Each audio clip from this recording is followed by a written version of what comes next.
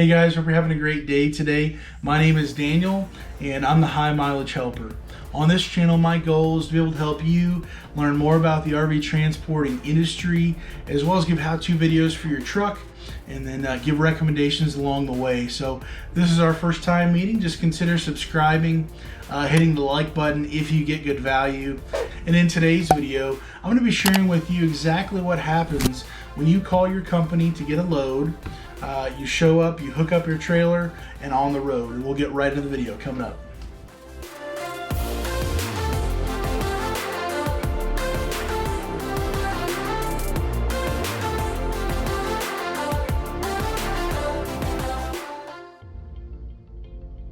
Hello, how are you today? Good, good. I'm calling about if I can get the Eureka, Missouri 28-foot travel trailer. Okay. Alrighty. Hope you have a great day. Thanks. Bye-bye.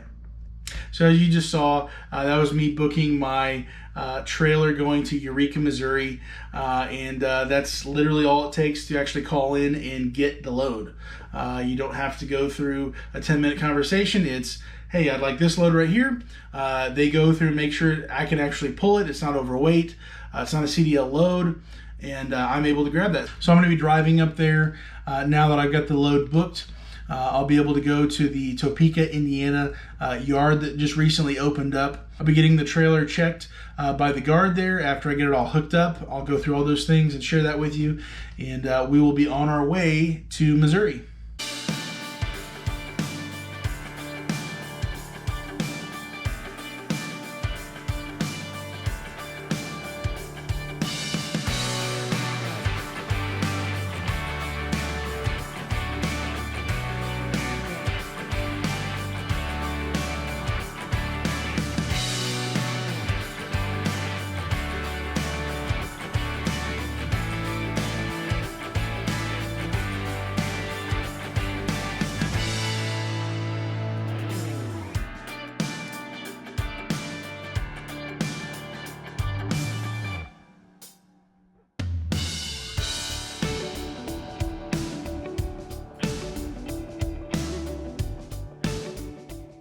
Hey guys, I am finally in Topeka, Indiana, in row 4, and I've got the unit right here.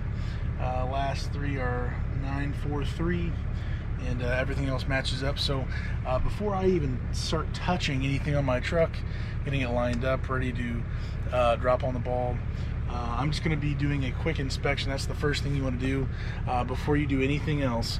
You really need to make sure that everything else is good on the trailer that's supposedly brand new. The reason for this is because if you were to hook it up, everything's good to go, and you head out of here, the second you leave the yard, you are now responsible for any damage that was ever on here to begin with already. So the first few trailers that I picked up and delivered 4 years ago, there was just an incredible amount of little extra caulking along the lines, smears, things that looked like there were cracks, and I was just terrified, thinking I was going to get in trouble for it. So the best thing for you to do is to go around and take pictures of everything. I even do a video sometimes walking around the whole place to make sure there's no damage along any of this stuff. Obviously look underneath if there's anything that's dragging. You might see down there, there's the cap that needs to be put back on. Checking the tires, making sure that they are on secure, tightening up the lug nuts, and then just seeing if there's any like box cutter cuts or anything. I've seen that before. I've had to call that in before, and really just checking the whole perimeter of the whole trailer, making sure the lights are on, the cover's not going to fall off, there's no exposed wires and things. So these units, they're made very quickly, and there can be some problems along the way. Here's one thing right up here. If you can see that sticking out, some of the insulation or something in there. So I'm going to take a picture of that just to guarantee that this is not something that I did. I didn't hit something and it got caught up there. Those smudges up there as well, I'm going to take pictures of and do all I can do to verify that this stuff already happened. This was already here. Some pretty poor work here. So yeah, just going through checking the doors to make sure that they are unlocked or locked. So what I'm going to want to do is grab the key, and the key is going to be in the water heater opening here. So the keys are usually here, somewhere on the bottom here. And what I'll do with that is just take the key and I will lock that door back there, and then either keep the key in the truck with myself or put it back in here. Some people might not want to keep the key with them, but again, here's the door unlocked here as well. And what I like to do is actually have this blocking the door from opening up. This is a good another security thing for me of just making sure this door is not going to come open. I have seen it where doors have actually come open and they're flapping in the wind as I'm driving down the road, and that's because the lock and the frame are not actually fully put together correctly. So getting a bungee cord from maybe the bottom here to the handle there is probably the best bet to keep this door closed. So just notating it and letting the actual dealership know about that problem, something you'll need to do. Something else that I've had happen a couple times, which is crazy to me, but this actual awning that goes up here along the outside, I've actually had it where the bolts holding this frame to the actual trailer has come loose and the whole arm is just flopping around. So I always check these to make sure as well. So doors, awning, tires, anything along here, any smudges, any other problems, take pictures, take a video. If anything's bowing out, it's just a good idea to do as much documentation as you can in case anything was damaged at all to begin with.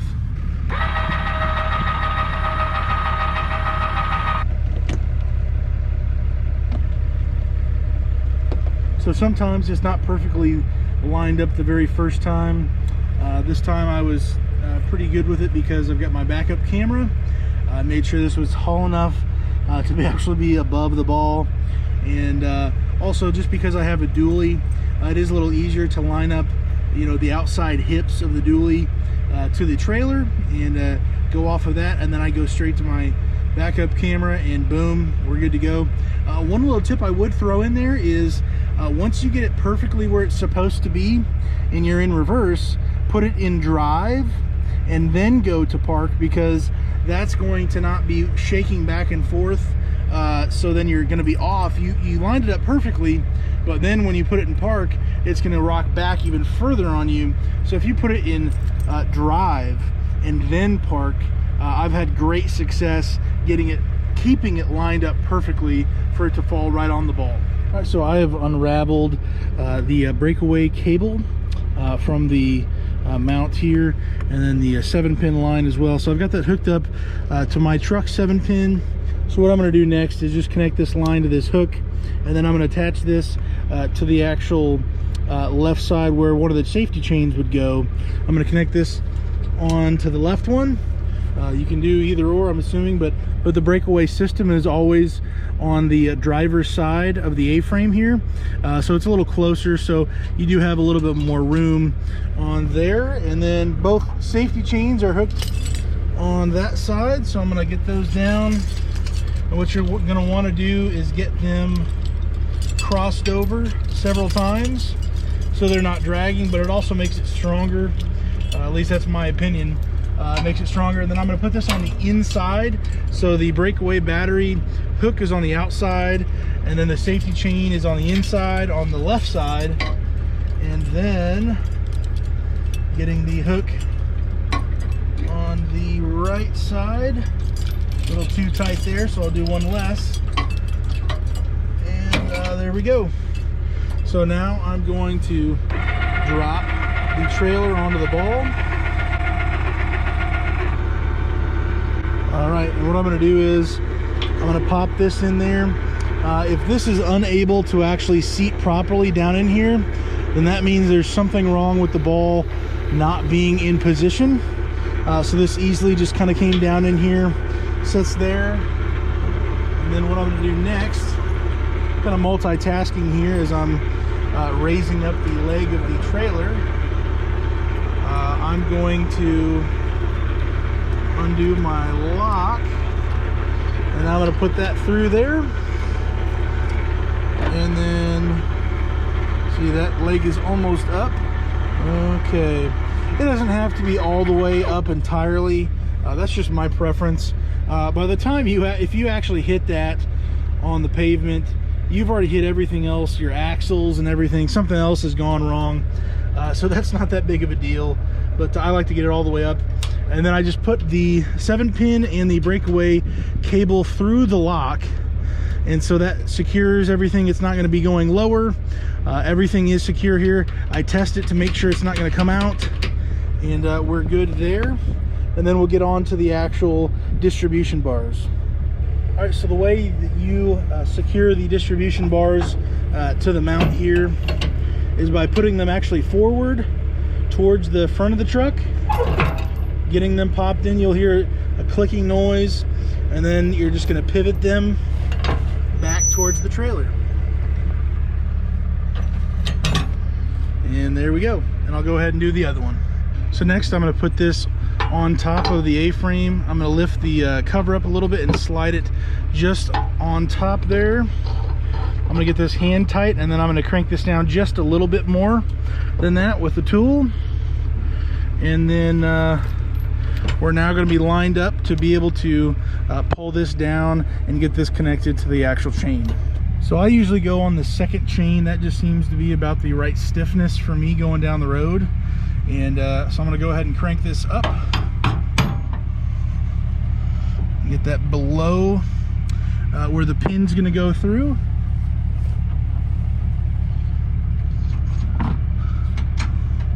Alright, so that's seated in there tight. This cover's holding the pin down as well for a little extra protection, and this is secure. So I'll go ahead and do the other side as well. One thing I didn't mention that I'm sure I'll hear from somebody, but what you could do is also use the leg. Once that this is secure here and it's locked in place, using the leg to lift everything up, which makes it a whole lot easier to connect your chain to the mount here. You can do that. You can do it by just pulling it up with your own arms. I can do that. It's just a little easier for me. One less step I have to do, so that can make it easier. Pushing the leg down, which then raises everything up, but allows you to get to that chain a whole lot easier. So one thing I did not mention was the actual battery that has to go on the trailer for the breakaway power to be able to stop the trailer if it were to disconnect and have some trouble.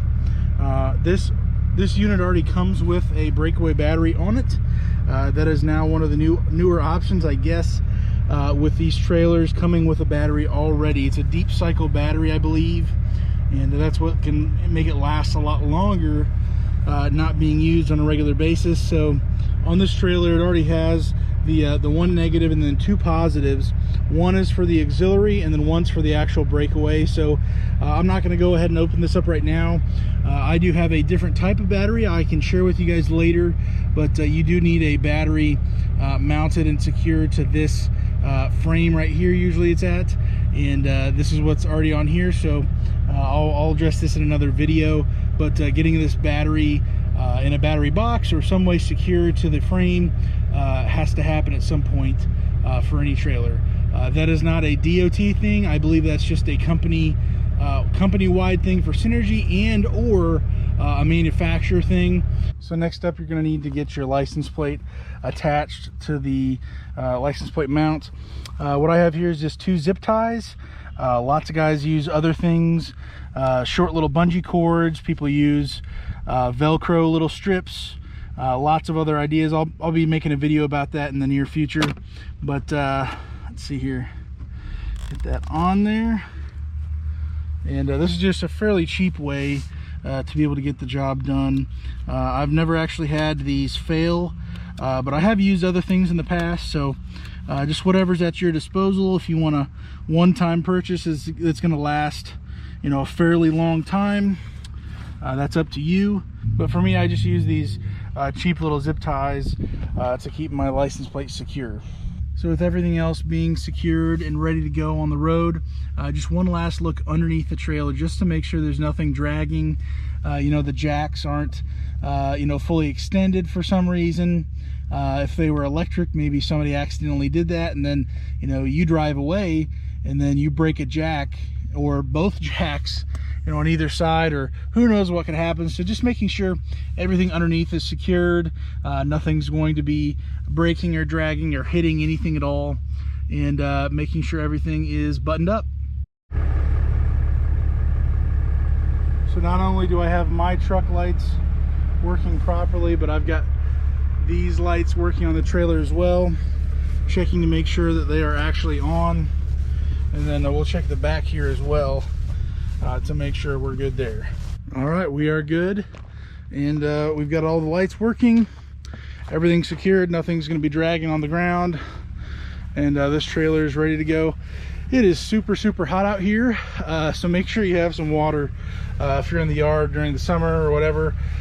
When it's winter time, things can be very cold very quickly, especially since you're not moving around a whole lot. So just make sure you've got all the necessary things to keep you warm, keep you cool.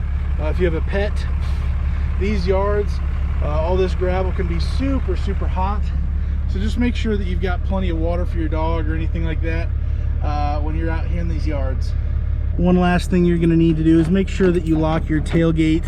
If it doesn't already have an automatic lock, make sure you try to open it a couple times, and that it is fully secured. The last thing in the world you're going to want to do is have a tailgate that comes down and then you make a turn and this whole assembly gets absolutely destroyed. That is not a pretty sight to see, and just take the 2 seconds just to really try to open it up at the handle and make sure it is locked.